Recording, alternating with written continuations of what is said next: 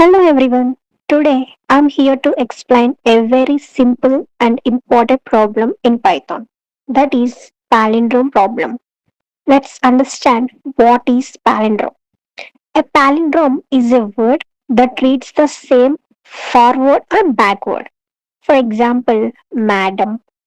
Reverse is also madam. So it is a palindrome. Next, race car.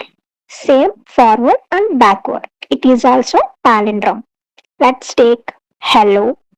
Reverse is OLLEH. So it is not a palindrome.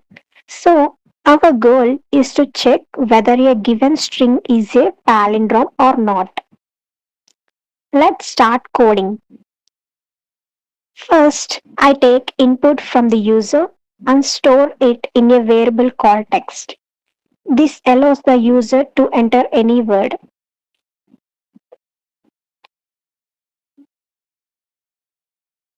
Now, this is the main logic.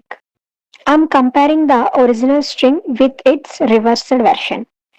To reverse the string, I use double colon minus 1. This is called slicing in Python. Let me explain in a simple way.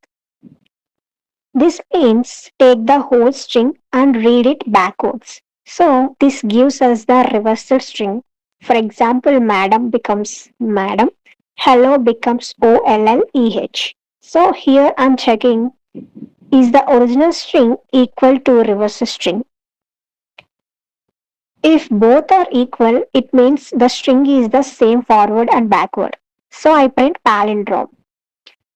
If they are not equal, then it is not a palindrome. So I print not palindrome. Let's run this. Let's give input madam, get output palindrome. Next, input hello, output is not palindrome. So now it's your turn. Try this code with different words. Thanks for watching.